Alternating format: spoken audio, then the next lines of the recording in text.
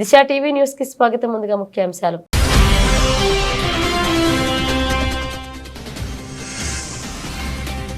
ఈ నెల 20న వేములవాడలో పర్యటించనున్న ముఖ్యమంత్రి రేవంత్ రెడ్డి. ఎమ్మెల్యేలతో కలిసి ఏర్పాట్లను పరిశీలించిన మంత్రి పొన్నం ప్రభాకర్.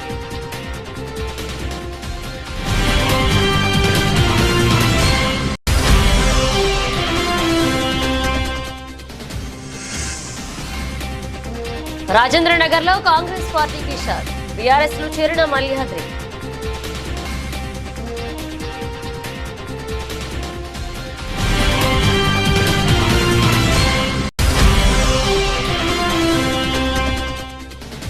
కేంద్ర ఆర్థిక శాఖ మంత్రి నిర్మలా సీతారామన్ విదేశాంగ మంత్రి జయశంకర్ తో భేటీ అయిన సీఎం చంద్రబాబు. ఢిల్లీ పర్యటన విజయవంతమైందన్న ఎంపీ లావు శ్రీకృష్ణదేవరాయలు.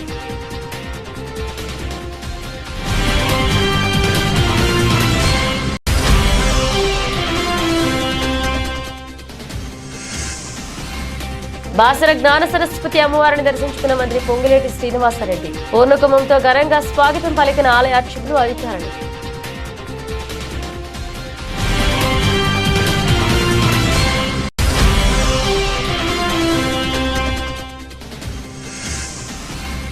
పెద్దపల్లి పట్టణంలో పోలీసు అధికారుల ఆకస్మిక తనిఖీలు.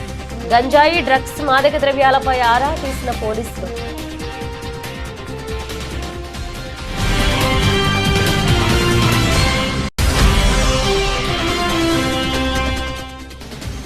ప్రపంచ రికార్డులు బద్దలు కొట్టిన సంజు శాంసన్, దిలీప్ వర్మ.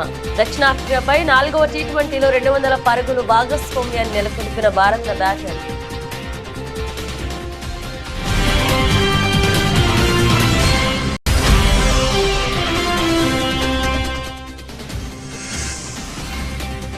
దిద్దుబాటు దిశగా మార్కెట్లు. ఆల్ టైమ్ హై నుంచి 10% పైగా క్షీణించిన దేశీయ ఈక్విటీలు.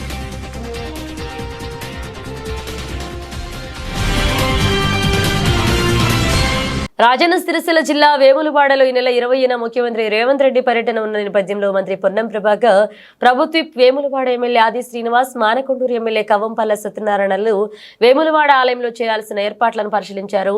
సీఎం సందర్శించే చైర్మన్ గెస్ట్ హౌస్, శంకుస్థాపనలు, ప్రారంభోత్సవాలు చేసే ప్రాంతాలను పరిశీలించారు. ఆలయ పరిసరాలు శుభ్రంగా ఉండాలని ఆదేశించారు. సమావేశం జరిగే హాల్లో విద్యుత్ ఇబ్బందులు, అదేవిధంగా మైక్ సౌండ్ ఇబ్బందులు లేకుండా ప్రత్యేక చర్యలు తీసుకోవాలని అధికారులకు ఆదేశించారు. ముఖ్యమంత్రి రేవంత్ రెడ్డి పర్యటించే ఎన్టీఆర్ అతిథి గృహంలో మార్పులు చేయాల్సిన అంశాలపై పలు సూచనలు చేశారు.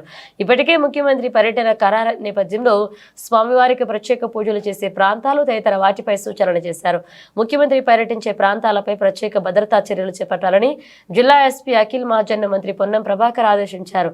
ముఖ్యమంత్రి పర్యటన ఎక్కడా ఇబ్బంది లేకుండా చూడాలని ఈవో అధికారులకు ఆదేశించారు. సమయం తక్కువ ఉన్నందున త్వరితగిన పనులు పూర్తి చేయాలన్నారు. ఆలయంలో సూచనలు చేసే విధంగా బోర్డులు ఏర్పాటు చేయాలన్నారు. సమావేశంలో పాల్గొన్నారు సిరిసిల్ల జిల్లా కలెక్టర్ సందీప్ కుమార్ జా, ఎస్పీ అఖిల్ మహాజన్, ఆలయ ఇతర అధికారులు పాల్గొన్నారు. ప్రభుత్వం ఒక సంవత్సరం పూర్తి చేసుకుంటా ఉన్నది. చారిత్రాత్మకంగా జరిగినటువంటి అనేకమైనటువంటి కార్యక్రమాలు. తెలంగాణ ఏర్పడ్డ నాడు ధనిక రాష్ట్రంగా ఏర్పడ్డ తెలంగాణ 10 సంవత్సరాల పరిపాలన తర్వాత 7.5 లక్షల కోట్ల అప్పుతోటి ఈరోజు మాకు ప్రజలు అధికారం వచ్చింది.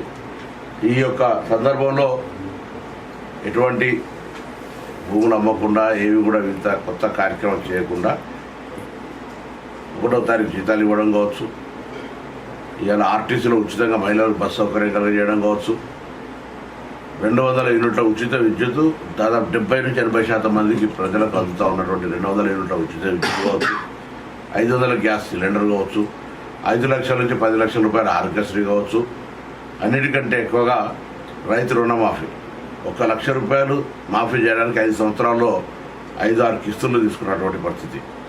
అటువంటిది చారిత్రాత్మకంగా 2 లక్షల రూపాయల రుణమాఫీ అయింది. కొంతవరకైనా కుటుంబపరమైనటువంటి గ్రూపింగ్ లేని వాళ్ళ వివరాలు కూడా తీసుకోబడ్డాయి. వాళ్ళందరికీ నెలలోపు క్లియర్ చేయడం జరుగుతుంది. మిగతా 2 లక్షల పై ఉన్నటువంటి వాళ్ళకు సంబంధించి వాస్తవంగా మేము 2 లక్షల లోపల రుణమాఫీ చేస్తామని చెప్పినాం. కానీ పైన వాళ్ళకు సంబంధించిన విషయంలో కూడా ప్రభుత్వం ఆలోచన చేస్తుంది. ఆ పైన డబ్బులు కట్టించి 2 లక్షలు మాఫీ చేయాలని. ఆర్థికపరమైన ఇబ్బందుల వల్ల ఇది జరుగుతుందని ప్రజలు కూడా తెలుసు. తప్పకుండా రైతులకు అండగా నిలబడుతుంది. అదేవిధంగా కొనుగోలుకు సంబంధించిన విషయాల కూడా ఎప్పటికప్పుడు రైస్ మిల్లర్లు కూడా కొంత ఇబ్బందికర పరిస్థితుల్లో ఉన్నప్పుడు కూడా వారి డిఫాల్ట్ లేని వాళ్ళందరికీ కూడా ప్యాడీ ప్రొక్యూర్మెంట్ ఛాన్స్ ఇచ్చి ఈరోజు కొనుగోలు ప్రక్రియ చేస్తూ ఉంది. కానీ కొంతమంది డిఫాల్టర్లుగా ఇవ్వాలని కూడా 20,000 కోట్లు రైతుల ధాన్యాన్ని కొనుగోలు చేసిన పైసలు ప్రభుత్వం చెల్లించినటువంటి ధాన్యం మిల్లర్ దగ్గర పెట్టుకొని ధాన్యము డబ్బు కట్టకుండా ఉన్నటువంటి సొమ్ము 20,000 కోట్లు. ఆ డిఫాల్టర్లకు ప్రభుత్వం అనేక సందర్భాల్లో సామధాన భేద దండ అన్నట్టుగా అనేక రకాలుగా డబ్బు కట్టమని చెప్తా ఉంది. వారికి ఈసారి రైతుల ధాన్యాన్ని ఇవ్వటం లేదు.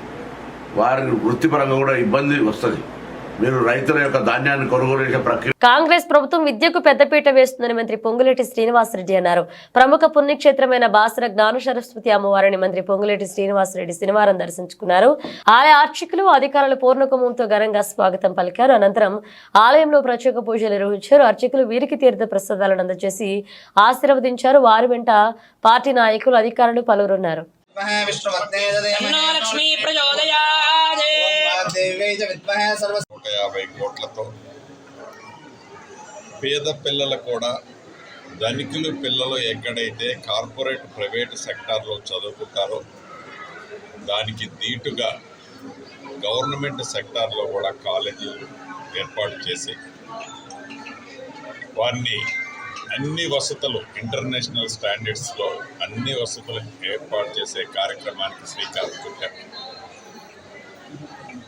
ఈ బాసర టెంపుల్కి సంబంధించి అంటే సరస్వతి తల్లి అంటే ప్రతి ఇంట్లో ప్రతి బిడ్డకి జ్ఞానోదయం కలిగించే విధంగా ఆ అమ్మవారు దీవెనలు ఆశీస్సులు రాష్ట్ర ప్రజలందరికీ ఉండాలని ఈ గుడికి సంబంధించిన అభివృద్ధికి సంబంధించిన విషయాన్ని గురించి కూడా స్థానిక ప్రముఖులు చాలామంది గత ప్రభుత్వంలో ఏ రకంగా నిర్లక్ష్యానికి గురైందో చెబుతూ ఈ ప్రభుత్వం అన్ని రంగాల ముందుకు తీసుకెళ్లే దాంట్లో ఈ గుడిని కూడా అభివృద్ధి చేయాలని వారు తెలియజేయడం జరిగింది. తప్పకుండా గౌరవ ముఖ్యమంత్రి గారితో ఒకసారి సంప్రదించి భద్రాచలంలో ఏ రకంగా అయితే అభివృద్ధి చేయాలి అని అనుకుంటుందో ఈ ప్రభుత్వం ప్రఖ్యాతి చెందిన ఈ సరస్వతి అమ్మవారి టెంపుల్ ఏదైతే బాసర్లో ఉందో ఈ టెంపుల్ను కూడా అభివృద్ధి చేసే దాంట్లో ఈ ప్రభుత్వం ముందంజలో ఉంటుందని మనస్ఫూర్తిగా తెలియజేసుకుంటూ మరొక్కసారి అమ్మవారి కటాక్ష తెలంగాణ ప్రజలు తెలంగాణ బిడ్డల మీద ఉండి ఆ సరస్వతి తల్లి మంచిగా ఈ బిడ్డల్ని దీవించాలని మనస్ఫూర్తిగా కోరుకుంటున్నాను. తెలంగాణలో కాంగ్రెస్ పార్టీ చతికిల పడిపోతుంది. 6 గ్యారెంటీలను అమలు చేయకపోవడం, ఇచ్చిన హామీలు నెరవేర్చకపోవడంలో కాంగ్రెస్ నాయకులు కార్యకర్తలు ఆ పార్టీ అధినాయకత్వం మీద గుర్రుగా ఉన్నారు. కాంగ్రెస్ పార్టీ మనుగడ కష్టమేనని భావిస్తున్న హస్తం నాయకులు కారెక్కేందుకు సిద్ధమవుతున్నారు. కేసీఆర్ అంటే ఒక వ్యక్తి కాదు, బీఆర్ఎస్ అంటే ఒక సామాన్య శక్తి కాదు అని బీఆర్ఎస్ వర్కింగ్ ప్రెసిడెంట్ కేటీఆర్ పేర్కొన్నారు. ఇవాళ బీఆర్ఎస్ పార్టీకి పల్లెల్లో పట్టణాల్లో లక్షలాది మంది కార్యకర్తలు ఉన్నారని కేటీఆర్ తెలిపారు. రాజేంద్రనగర్ నియోజకవర్గంలోని పలువురు కాంగ్రెస్ నేతలు బీఆర్ఎస్ పార్టీలో చేరిన సందర్భంగా కేటీఆర్ మాట్లాడారు.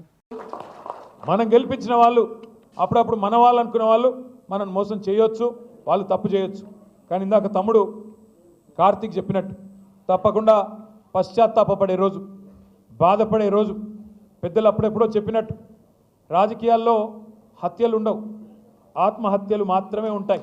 అందుకే మీరు గెలిపించిన మీ ఎమ్మెల్యే గారు ఆత్మహత్య చేసుకున్నాడు తప్ప మీరు తప్పు చేయలేదు.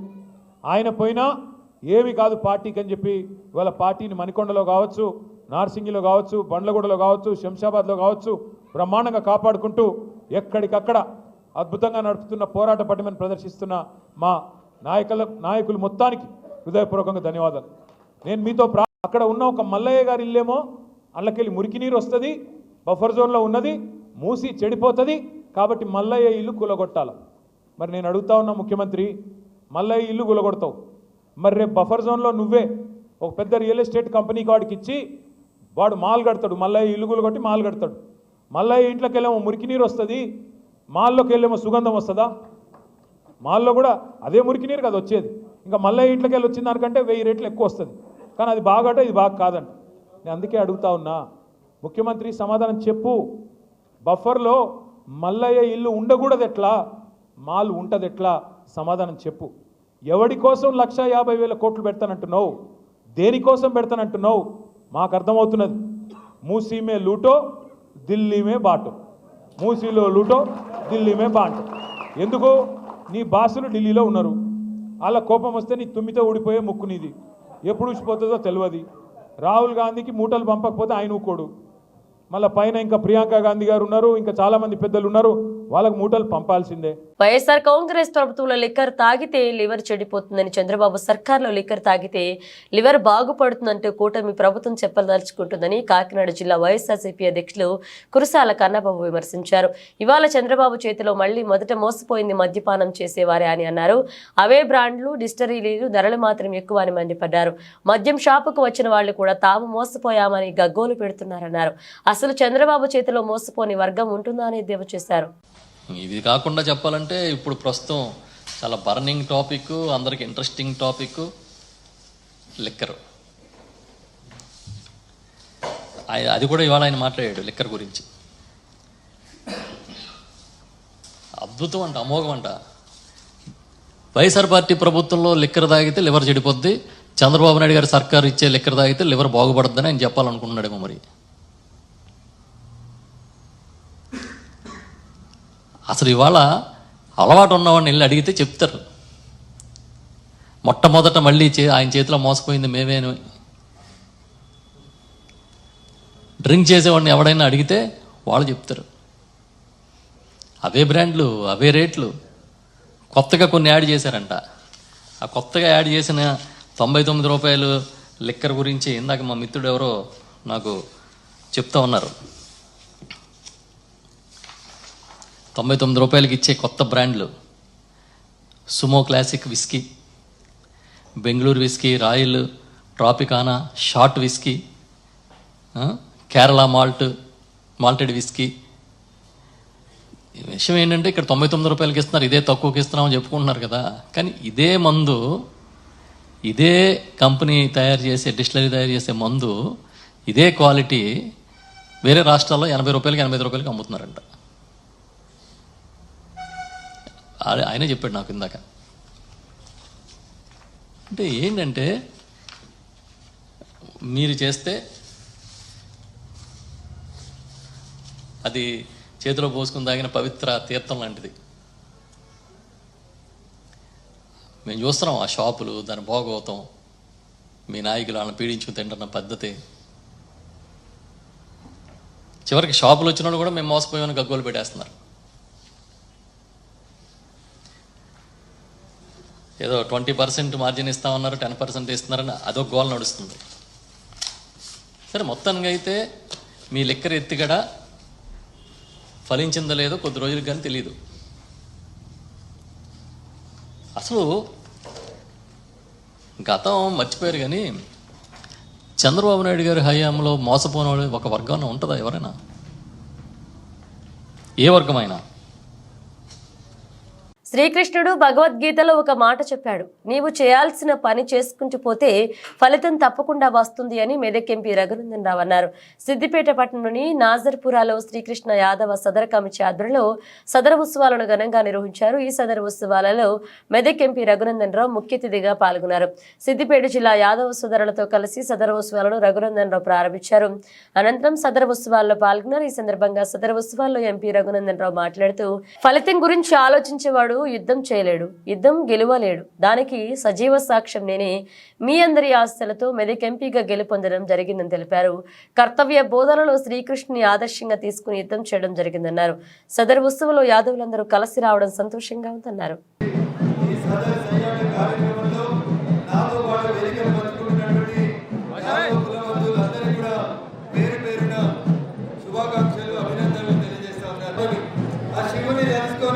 తల్లులందరూ కూడా దీపారాధన చేస్తున్నటువంటి తరుణంలో సదర్ సయ్యాట పేరిట సోదరుడు భాషా శ్రీకాంత్ యాదవ్ ఏర్పాటు చేసినటువంటి ఈ కార్యక్రమంలో సిద్దిపేటలో ఉన్నటువంటి యాదవ కుల బాంధవులందరూ కూడా ఒక చోటికి రావడం అనేది నిజంగా అభినందించాల్సినటువంటి విషయం. చిన్నారి సోదరిమణులతో, చిన్నారి చెల్లెలతో సహా మొదలుకుంటే అందరు యువకులు, పెద్దవారు కూడా ఈ కార్యక్రమంలో పాల్గొంచుకుంటూ ఉన్నారు. ప్రపంచానికి మార్గదర్శనమైనటువంటి ఒకే ఒక పుస్తకం భగవద్గీత అని చెప్తారు. ఆ భగవద్గీతలో మనం ఎట్లుండాలి, మన కర్తవ్యం ఏంటి, యుద్ధం చేయాల్సి వచ్చినప్పుడు ఎవరి మీదనైనా ఎట్లా చేయాలి అనే కర్తవ్య బోధన చేసి అర్జునుడిని మహాభారతంలో ముందుండి నడిపించింది ఎవరు? ఎవరే? ఎవరు? శ్రీకృష్ణ భగవానుడు. ఎవరి కులదైవం? మీరందరూ ఇంత అమాయకంగా ఉన్నారని యాదవ్ కుల ప్రాశస్త్యం గురించి సిద్దిపేటలో కూడా ఒకసారి చర్చ పెడదామని చెప్పి మా యాదవ్ బంధువులు అందరూ కూడా కలిసి ఈ రోజు ఈ కార్యక్రమాన్ని ఏర్పాటు చేసిండ్రు. ఎవరో ఒకరు ముందుకు రావాలి కాబట్టి భాషా శ్రీకాంత్ కూడా ముందుకు వచ్చిండు.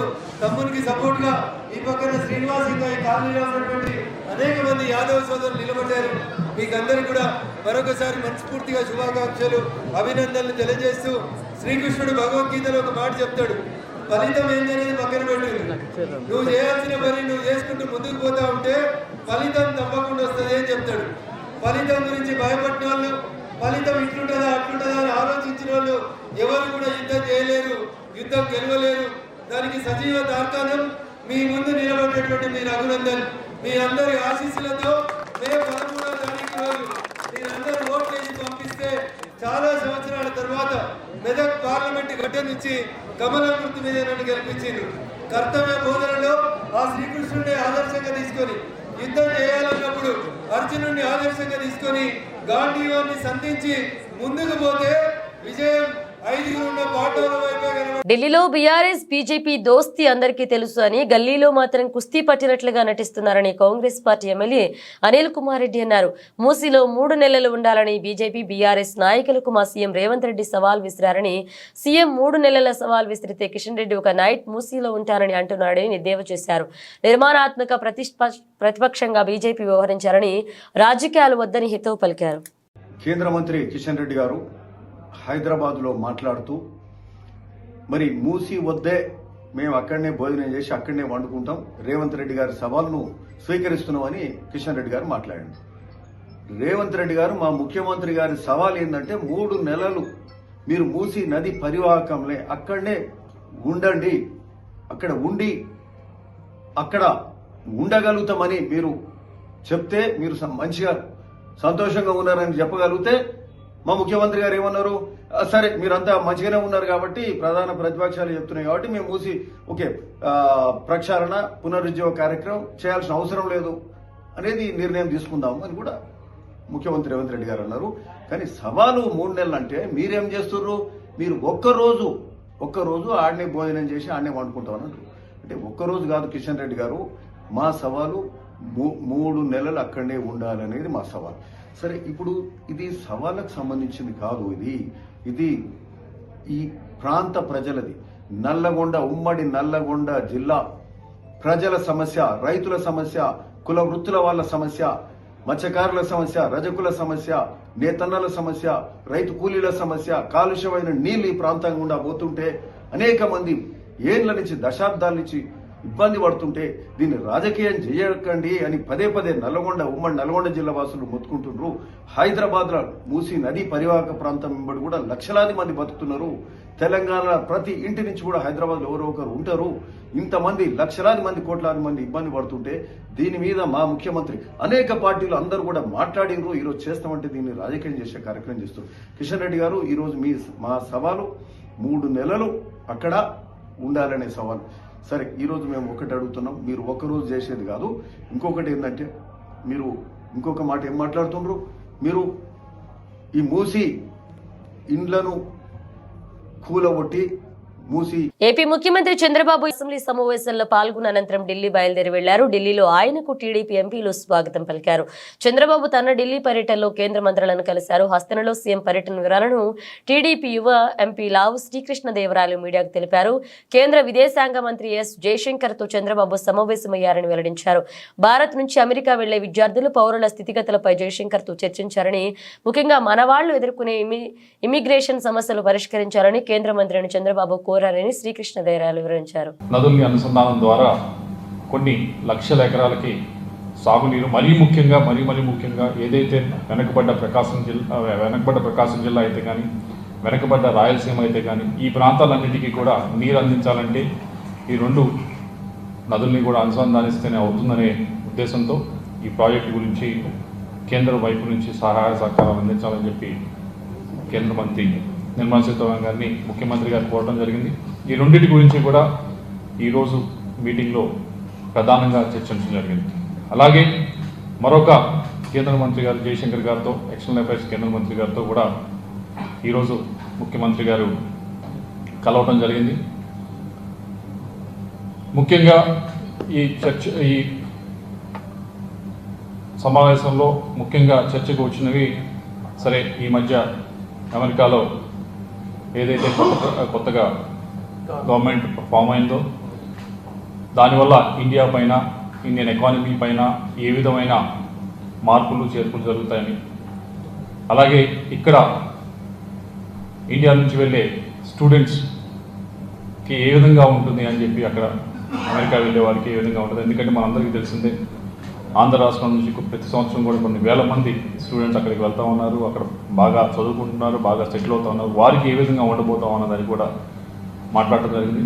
వీటన్నిటితో పాటుగా ఎకానమీ పరంగా ఏ విధంగా మార్పులు చేర్పులు జరగబోతూ ఉన్నాయి, ఇండియా, భారతదేశం మనం ఏ విధంగా ప్రముఖ పాత్ర పోషించారు. పెద్దపల్లి పట్టణంలో పోలీసు అధికారులు ఆకస్మిక తనిఖీలు నిర్వహించారు. పట్టణంలో పాన్ షాపులు, కూరగాయల దుకాణాలు, కిరాణా షాపులను పోలీసు అధికారులు తనిఖీలు చేశారు.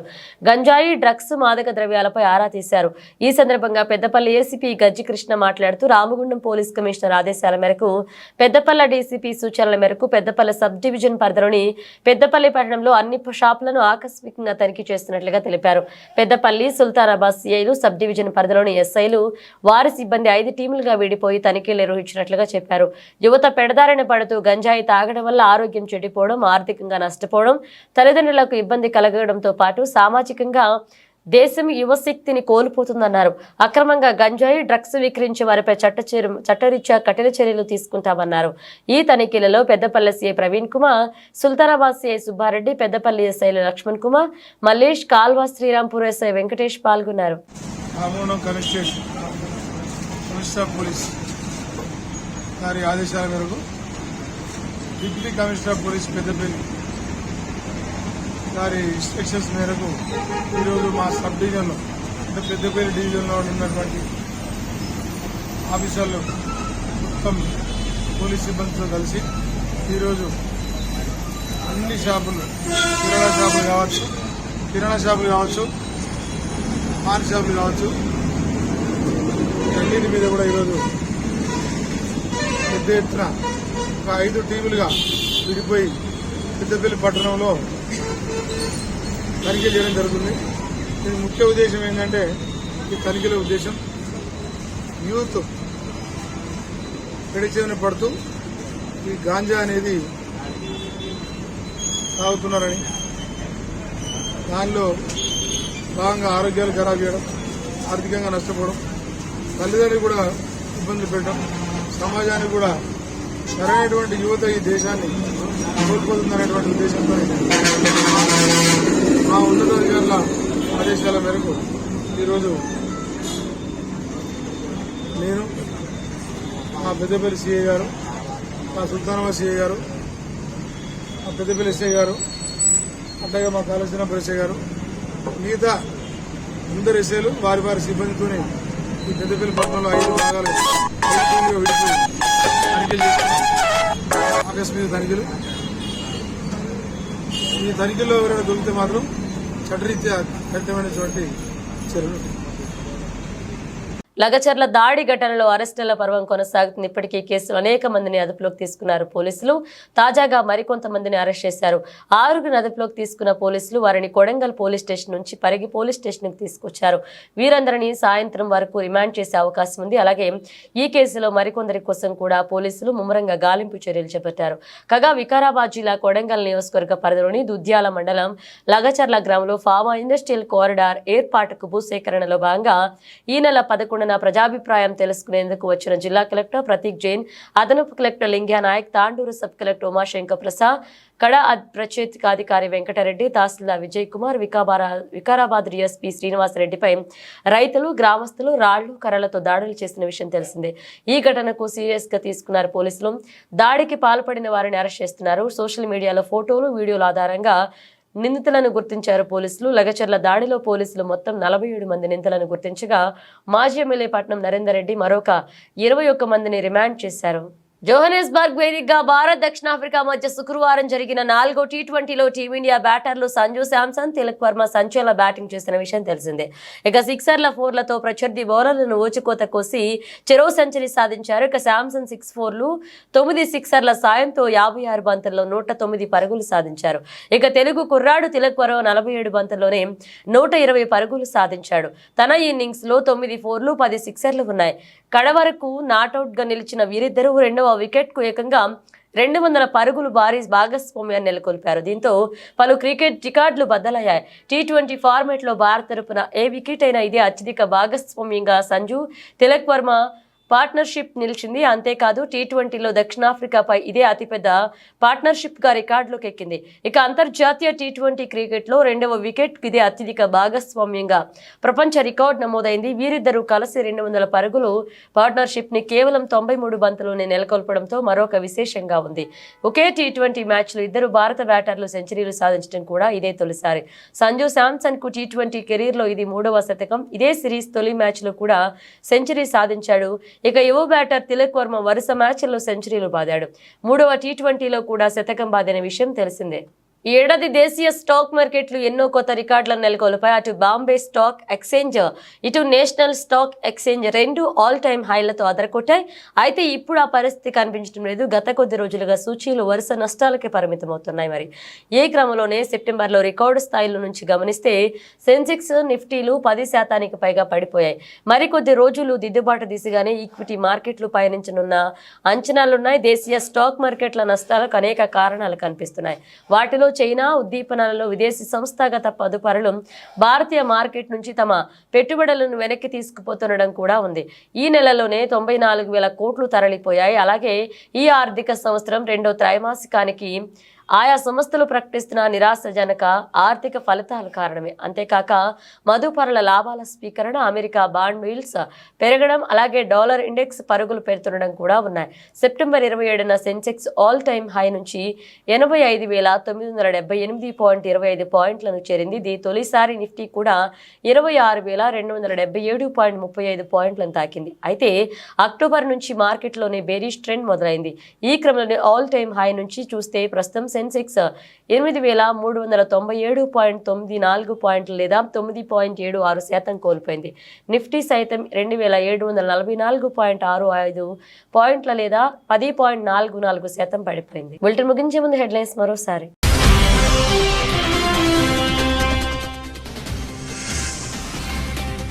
ఈ నెల 20న వేములవాడలో పర్యటించనున్న ముఖ్యమంత్రి రేవంత్ రెడ్డి. ఎమ్మెల్యేలతో కలిసి ఏర్పాట్లను పరిశీలించిన మంత్రి పొన్నం ప్రభాకర్.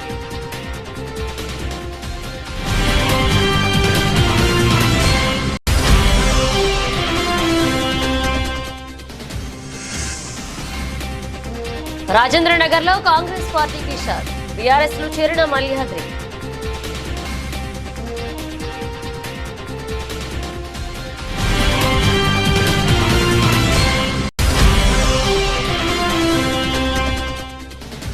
కేంద్ర ఆర్థిక శాఖ మంత్రి నిర్మలా సీతారామన్, విదేశాంగ మంత్రి జయశంకర్ తో భేటీ అయిన సీఎం చంద్రబాబు. ఢిల్లీ పర్యటన విజయవంతమైందన్న ఎంపీ లావు శ్రీకృష్ణదేవరాయలు.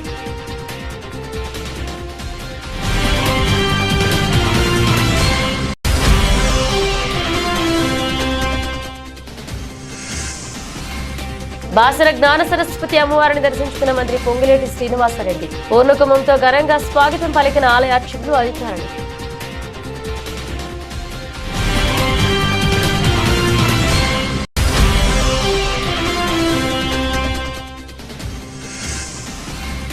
పెద్దపల్లి పట్టణంలో పోలీసు అధికారుల ఆకస్మిక తనిఖీలు. గంజాయి, డ్రగ్స్, మాదక ద్రవ్యాలపై ఆరా తీసిన పోలీసులు.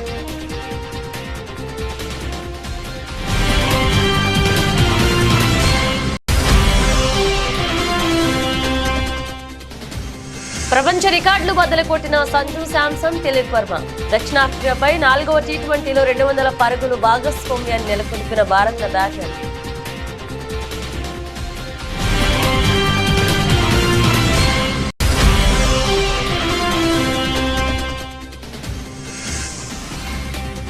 దిద్దుబాటు దిశగా మార్కెట్లు ఆల్ టైమ్ హై నుంచి 10% పైగా క్షీణించిన దేశీయ ఈక్విటీలు.